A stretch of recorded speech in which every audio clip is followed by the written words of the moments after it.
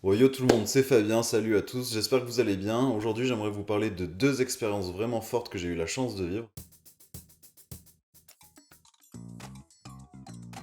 Premièrement, c'était une année scolaire au lycée dans une famille d'accueil aux États-Unis. Comme j'ai eu pas mal de monde qui m'ont demandé comment c'était passé et qu'est-ce que ça m'a apporté, bah aujourd'hui, j'aimerais vous faire une vidéo pour vous dire tout ça en fait. Donc, comment ça s'est passé? En gros, j'étais au lycée, il y a un pote à moi qui me dit l'année prochaine, il allait faire une année au lycée américain. Je dis, ouais, toi, qu'est-ce que tu me dis là? De suite, moi, j'ai flashé, ça a tourné dans ma tête. Je me suis dit, il faut absolument que je fasse ça. Donc, j'en ai longuement parlé avec les parents. Eux, ils étaient chauds parce qu'ils voulaient que j'apprenne l'anglais aussi. On est passé par CEI Voyage, c'est un organisme qui est encore actif aujourd'hui et qui propose plusieurs types de voyages linguistiques, que ce soit des colos, que ce soit des cours séjours à l'étranger pour apprendre avec un professeur, des cours séjours de trimestre ou de semestre en école, ou que ce soit vraiment comme j'ai fait, le plus gros truc, c'est une année entière dans un pays. Donc moi j'ai fait aux États-Unis, mais ils proposent dans d'autres pays. Donc il y a d'autres langues que l'anglais si vous voulez en apprendre une autre.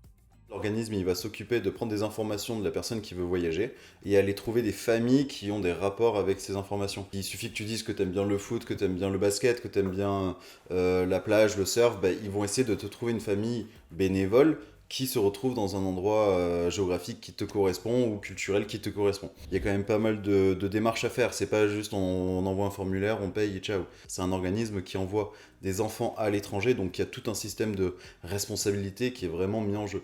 Donc c'est important d'avoir beaucoup d'infos. Donc eux, le but c'est de trouver une famille bénévole, de trouver une école à laquelle tu peux te scolariser. Donc eux, ils s'occupent de toute la gestion, c'est-à-dire qu'ils s'occupent des billets aller-retour depuis Paris, ils s'occupent de trouver la famille, de tous les frais de dossier, que ça soit scolaire, que ça soit pour l'assurance, ils s'occupent de tout trouver pour toi.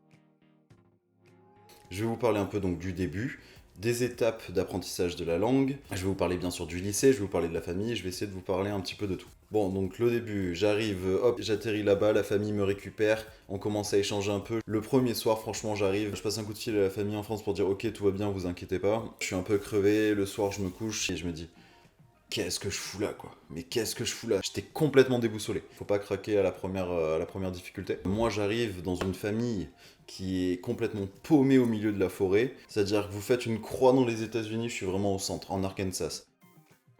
Famille d'origine chilienne. Lui, il est prof, ancien militaire, ils ont deux gamins. Donc j'arrive quand même dans un environnement avec des enfants, donc il y a quand même plus de communication. J'arrive pas juste dans une famille où t'as juste des darons qui travaillent et qui veulent avoir un enfant un petit peu d'adoption pendant un an, quoi. C'est plus un partage culturel pour leurs enfants aussi à eux. J'arrive dans une famille qui est vraiment paumée au milieu de la forêt, pas d'internet, mais par contre un cadre de fou et vraiment une famille la main sur le cœur. Donc ça, c'était vraiment cool. Donc les étapes un peu d'apprentissage que moi j'ai pu voir, c'est en gros le premier mois, c'est moi j'appelle le moment de la galère. À l'époque, c'était vraiment la galère parce que t'apprends vraiment sur le tas, t'as beaucoup de nouveautés. Mais voilà, le premier mois, c'est quelque chose où il va y avoir beaucoup de difficultés à communiquer. Il y a beaucoup de gestes, il y a beaucoup de blabla, il y a beaucoup d'interprétations. Je pense qu'aujourd'hui, c'est un peu plus facile avec Internet qui est disponible partout et les applis de traduction qui sont vachement efficaces. Aujourd'hui, c'est quand même beaucoup plus simple d'avoir une approche. Moi, quand je l'ai vécu, c'était vraiment à la dure, c'est-à-dire j'avais mes mains pour parler et j'avais un mini dictionnaire des expressions à la con. Donc le premier mois, ça peut être un peu chaud, mais ça te fait vraiment une belle épreuve, quoi. Il y a tout qui est complètement différent. C'est l'étape de la compréhension, les 2-3 premiers mois, parce qu'il faut vraiment emmagasiner beaucoup d'informations, étudier comment parlent les gens, les expressions. Il faut analyser les mots, il faut apprendre du lexique, d'aller dans un lycée, bien sûr, américain, donc qui ne parle que anglais avec aucun contact français. Il y a beaucoup plus d'informations qui rentrent. C'est pas comme si j'étais retourné en maternelle où on m'apprenait bleu, blanc, les jours de la semaine ou autre chose. C'est quand même, on te fout direct dans le bain dans un niveau scolaire où toi, normalement, tu rentres au lycée, quoi. J'étais en seconde, je devais passer en première en France, ben, j'ai fait ma première aux États-Unis. Donc c'est vraiment, je change de niveau tout en ayant tout de nouveau. Donc c'était assez chaud au début, donc t'as beaucoup d'informations qui viennent vers toi et il faut que ça rentre, quoi. Donc c'est vraiment une grosse étape de compréhension. Si t'arrives en plus à faire un peu de discussion, tant mieux, c'est cool, parce que au début, c'est quand même assez dur, sachant que tu pars de zéro. Au début, tu vas vraiment parler des choses de la vie de tous les jours, tu vas parler des choses que tu fais à la maison, par rapport à la cuisine, par rapport à la bouffe, par rapport à la vie de tous les jours, à la voiture, à la route, au lycée. Donc c'est vraiment des trucs de base que tu vas essayer de mettre en place. Et c'est super important de faire ça pour pouvoir après le travailler plus et le développer. Les 3 à 6 mois qui arrivent après, c'est là où tu vas commencer à avoir un peu plus de discussion et là aussi où toi tu vas développer ton oral parce qu'au début tu as beaucoup de compréhension, maintenant il faut essayer de le parler, il faut essayer de ressortir les expressions que tu as appris, d'avoir vraiment l'accent qui ressort un petit peu. Il y a beaucoup de choses qui doivent ressortir, pas que à l'écrit, mais beaucoup à l'oral. En gros, tu as 6 mois pour vraiment apprendre la compréhension et apprendre à bien parler. Et après, les 3 derniers mois, c'est vraiment pour ancrer l'anglais ou ancrer la langue en toi pour toujours, parce que c'est là où tu vas peaufiner vraiment sur du lexique un peu plus précis, plus technique. Tu vas essayer d'apprendre plus sur la culture, tu vas essayer d'avoir des expressions beaucoup plus locales, de l'argot, du verlan qui viennent, tu vois, il y a beaucoup plus de choses. C'est comme si tu as fait du vélo, tu as su en faire, maintenant tu pourras toujours en faire. Et ben c'est ces 3 derniers mois qui vont faire que ça va vraiment être ancré en toi. En tout cas, c'est l'impression que moi j'ai ressenti. Le premier mois, c'est quelque chose qui peut être un petit peu difficile, comme t'as pas beaucoup de langue et pas beaucoup de lexique. C'est dur de pouvoir parler sans forcément faire des fautes. Mais par contre, c'est pas grave, parce que c'est pas parce que vous faites des erreurs qu'on va se foutre de votre gueule, qu'on va vous dénigrer ou quoi que ce soit. Au contraire, au plus vous essayez, et au plus on va vous corriger, donc au plus vous allez apprendre. Ne pas hésiter à parler et aller vers les autres pour pouvoir apprendre le plus vite possible. Il faut essayer d'éviter d'avoir le plus de contacts dans votre langue d'origine. C'est-à-dire que moi, personnellement, le français, bah, j'en parlais pas du tout. J'ai appelé une fois toutes les 2 semaines pour avoir des nouvelles, mais le but c'était d'essayer d'avoir aucun français en toi. Et c'est fou, à partir du premier mois, tu commences déjà à rêver en anglais, tu penses en anglais, même si t'as pas forcément beaucoup de lexique, dans ta tête ça va vraiment tourner. Et le but c'est d'avoir le moins de français possible pour pouvoir apprendre l'anglais le plus rapidement possible. Je vais vous parler du lycée, donc ce que j'ai pu voir là-bas, donc encore une fois, hein, il y a 12 ans, mais je pense pas que ça ait beaucoup changé. Franchement c'était comme ce qu'on voit dans les films, hein. C'était donc les casiers, le gymnase, les événements, le sport, le bal de fin d'année. Le seul truc qu'il n'y avait pas c'était la mauvaise ambiance. Tout le monde se kiffait, ça se mélangeait dans les groupes. En tout cas, moi, dans mon lycée, j'ai pas du tout vu ce côté négatif où ça se tapait dessus. C'était vraiment pas ça, je l'ai pas du tout vu. Au niveau des études, donc au niveau des classes, quoi, moi, c'était vraiment en mode, je suis arrivé, on m'a dit, bon, tu veux faire quoi? T'as 4 thèmes obligatoires, un truc en maths, un truc en anglais, un truc en sciences et un truc en histoire. Et dans chacun de ces thèmes, tu pouvais prendre une matière que tu voulais. Et après, tu as le choix entre des trucs un peu plus pratiques, cuisine et nutrition, graphic designer, mécanique, journalisme, astronomie, théâtre, photographie, chorale, orchestre. Tu pouvais vraiment avoir plein de trucs. Et ça marche par semestre. Donc, par exemple, moi, j'ai fait chimie 3, puis 4, espagnol 3, puis 4, et histoire US, puis histoire du monde. Donc, tu pouvais vraiment faire plusieurs choses. Le sport, très présent dans la culture aux États-Unis. À 2h l'après-midi jusqu'à 4h30, c'était sport. Et tu avais vraiment de tous les sports, donc bien sûr les plus connus américains, baseball, football américain, basket, du volley, t'avais vraiment plein de choses. Et tous les jours on faisait exactement le même emploi du temps. C'est-à-dire que moi j'avais genre espagnol, maths, chimie, ordi, anglais, sport. Et ça c'était tous les jours. En vrai au lycée il y a aucune gêne. Les ados ils venaient, je m'en souviens, mais ils étaient habillés n'importe comment, ils étaient en pyjama, ils avaient un plaid, ils étaient en crocs, ils venaient en déguisement. Il y en avait qui arrivaient plus tôt pour se faire des pancakes sur une mini plancha dans la classe d'espagnol. Enfin c'était vraiment en mode trop cool, détente. Tant que t'étais assidu en classe et que t'avais des résultats, on te faisait pas chier quoi. Qu'il n'y a pas de portail, tout est ouvert, tu peux manger dehors, tu peux sortir, rentrer. C'est à 16 ans pour avoir le permis et conduire seul. T'avais des parkings énormes pour venir en caisse. Enfin, c'est vraiment la liberté totale. Même au début, je connaissais personne, mais tout le monde me connaissait. Tout le monde disait Frenchy, il est là, oh, il y a Fabien, il y a Frenchy, oh, il y a Fabien. C'était vraiment inclus. Il y avait des gars, ils venaient, ils me checkaient direct sans que je reconnaisse, sans que je voie qui c'était. Et c'était vraiment une ambiance trop cool, le lycée. Dans mes choix que j'ai fait de niveau, c'était quand même assez basique, mais du coup, ça m'a permis d'apprendre plus rapidement. Donc cherchez pas forcément à aller taper dans des trucs durs. Vaut mieux aller là-bas pour prendre des trucs peut-être un peu moins durs, pour apprendre plus facilement la langue, et tout en ayant un peu de la technique. De toute façon, aux États-Unis, c'était comme ça il y a 12 ans, je sais pas si ça a changé ou pas, mais l'année que tu vas faire, elle est pas valide en France. Par exemple, moi je suis parti en première là-bas, j'ai dû revenir et retaper ma première en France. Je vais parler un peu de la famille et après je vais vous parler des moments les plus durs, les moments les plus cool. Donc je rappelle, c'est des familles qui font ça bénévolement. Complètement différent de l'Angleterre où c'est des familles qui sont payées pour accueillir des gens pendant 2 semaines, un mois, entre français, et là t'apprends pas l'anglais. Là c'est des familles qui se font ça bénévolement, il y a un gros suivi tous les mois ou tous les 2 mois d'une personne qui est francophone, en tout cas qui parle français. Par exemple moi c'était ma prof de français du lycée qui venait directement à la maison pour que j'ai une petite réunion d'1 heure avec elle pour voir comment ça se passait. Mais la famille donc font ça bénévolement, donc l'accueil, le logement, la bouffe du matin, la bouffe du soir, tout ce qui est sortie en famille, les événements, Noël, tout ça, c'était vraiment en mode on t'accueille bénévolement. Ils font ça pour plusieurs raisons, donc c'est souvent pour avoir un peu plus de vie à la maison, c'est un apport culturel à leurs propres enfants, c'est vraiment une idée de partage quoi. Et comme j'ai dit, hein, les familles elles sont choisies par rapport à ta personnalité, à ce que tu veux faire, aux endroits où tu veux aller. Mais moi c'était particulier parce qu'ils vivaient vraiment éloignés de tout, donc pas d'internet, vivre au milieu de la forêt, pas de voisinage, 45 minutes du lycée commencé en voiture, famille américano-chilienne, ça parlait beaucoup espagnol à la maison, donc en plus moi j'ai eu la chance de parler anglais à l'école et espagnol à la maison, donc j'ai beaucoup appris l'espagnol aussi. Le père c'était un ancien militaire, donc un peu à la dure, tu vois, moi je m'en souviens tous les week-ends, on allait dehors à couper du bois, à tondre les pelouses, à réparer des choses, à construire une cabane dans les arbres, à aller pêcher, à aller chasser, c'était vraiment en mode tu vis dans la forêt quoi. Mais par le plaisir, tu vois, il te forçait pas à coup de lasso, en mode aller, petit esclave, va bosser à 6h du matin, je te lève quoi. Moi, ça m'a convenu totalement parce que j'ai voulu sortir un peu des sentiers battus. Mais je sais que 2 ans après que je suis parti, ils ont essayé de prendre un autre enfant et ça s'est pas très bien passé parce que justement il avait pas la même mentalité. Donc de suite il a appelé l'organisme, hop, ça y est, eu un échange, ils sont partis, en une semaine c'était bouclé, ils avaient trouvé notre famille. La famille, ils avaient vraiment la responsabilité de ma personne. Donc par exemple, j'ai pas passé une seule nuit en dehors du logement familial quoi. Je pouvais pas aller dormir chez des potes, je pouvais amener du monde à la maison si je voulais, et c'était pas un souci. Il y a un côté responsable et sur ça ils dérogeaient pas quoi. C'était mon cas, moi je sais que j'ai d'autres personnes avec qui j'étais en contact, ils faisaient leur vie quoi, ils sortaient, on leur avait même prêté une voiture. À 16 ans tu peux passer le permis, si tu en avais envie tu pouvais. C'était vraiment complètement différent. Moi je sais que j'ai eu ça m'a apporté d'autres choses que d'autres n'ont pas eu, mais par contre j'ai pas eu la chance d'avoir plus d'aventures en dehors du domaine familial que d'autres. Donc ça c'est vraiment après un choix, et si ça m'allait pas j'aurais très bien pu changer quoi.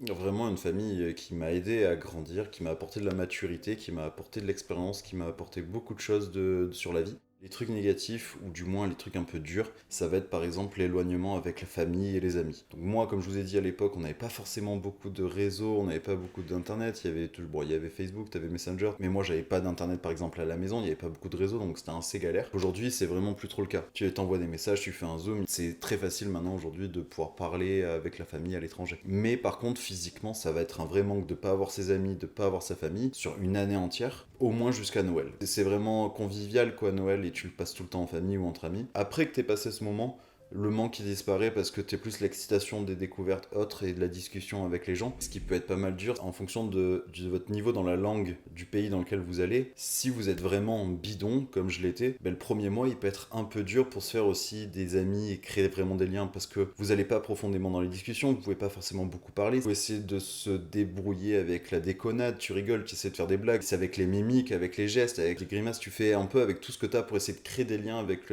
du monde. Ça peut être dur de créer des liens très fort par la discussion. Donc il faut trouver d'autres moyens pour pouvoir parler avec des gens. Et les Américains, ils étaient super avenants, trop cool, ça se passait super bien, bonne ambiance de partout où j'allais. À aucun moment il y a eu un truc négatif envers moi ou une remarque ou quoi que ce soit. Pas une seule fois.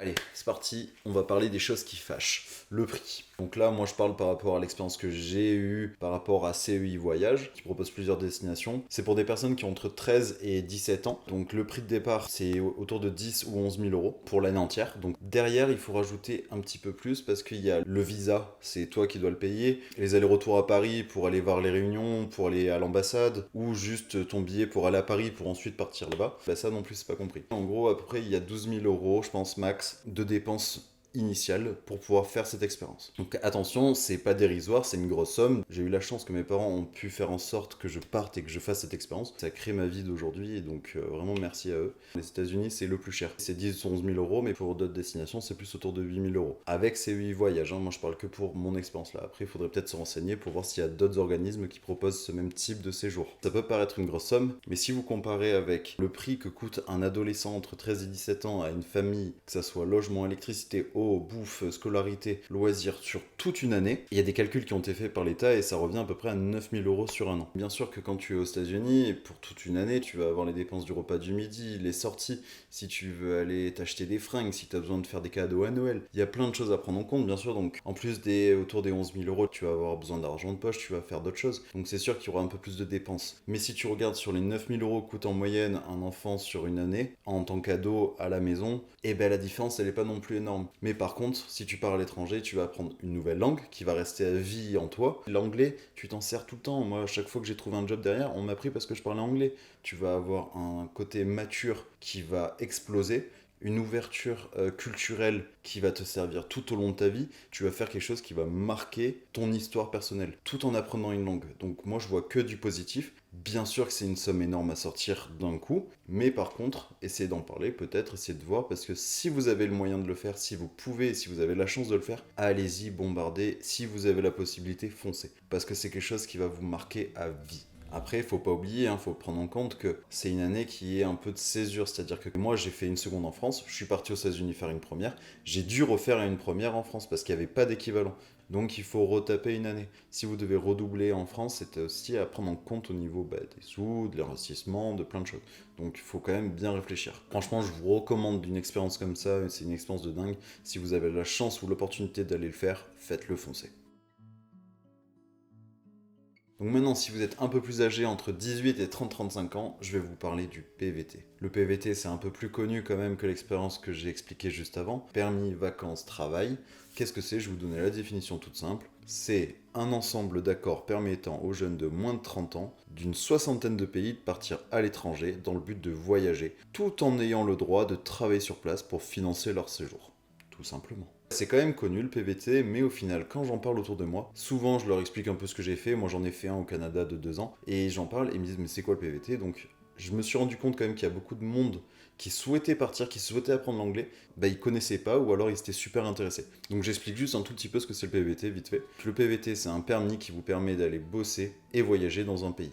Donc en destination, tu peux aller au Japon, Australie, Nouvelle-Zélande, Canada, Hong Kong, Brésil, Argentine, Chili. Franchement, ça fait rêver, c'est que des trucs qui sont super loin et exotiques. Donc il y a quand même beaucoup de destinations qui sont assez éloignées, qui sont assez attirantes aussi, donc c'est cool. Chacune de ces destinations, elles ont des règles bien précises. Par exemple, Canada, c'est un tirage au sort parce qu'il y a trop de demandes. Australie, pour pouvoir prolonger d'une année, il faut travailler un certain temps pour quelque chose d'agricole. Le Japon, c'est 1 an, basta. En Amérique du Sud, c'est un peu plus tranquille, c'est un peu plus ouvert. Donc en fonction de là où vous allez, vous pouvez voyager 3 mois, travailler 3 mois pour financer les 3 mois d'après. Vous pouvez acheter une voiture, vous avez quand même beaucoup de droits sur une longue durée. C'est pas juste un voyage touristique. Donc si vous voulez apprendre une langue, voyager, travailler et apprendre plus sur une culture, le PVT, franchement, c'est fait pour vous. Alors attention, ça va jusqu'à 30 ou 35 ans en fonction des destinations. Si vous êtes plus vieux, vous ne pourrez pas avoir ce permis. Pour toutes les informations sur le PVT, allez sur pvtiste.net. C'est le site pour pouvoir avoir toutes les informations via des forums, via des guides, via des explications, via des tutos. Il y a tout dessus. Il y a même une marketplace pour les gens qui veulent acheter par exemple un van ou une voiture. C'est un gros réseau et c'est le site officiel pour pouvoir faire le début de toutes les démarches pour tous les visas. Donc passez que par ce site pour les renseignements, il y a tout dessus. Je vous fais vite fait un peu mon aventure, juste pour vous parler un peu de qu'est-ce que ça a pu m'apporter. Comme je vous ai dit juste avant, je suis déjà parti à l'étranger pour apprendre la langue, donc je parlais déjà anglais avant de partir. J'avais déjà eu la culture américaine, je l'avais kiffé et je me suis dit,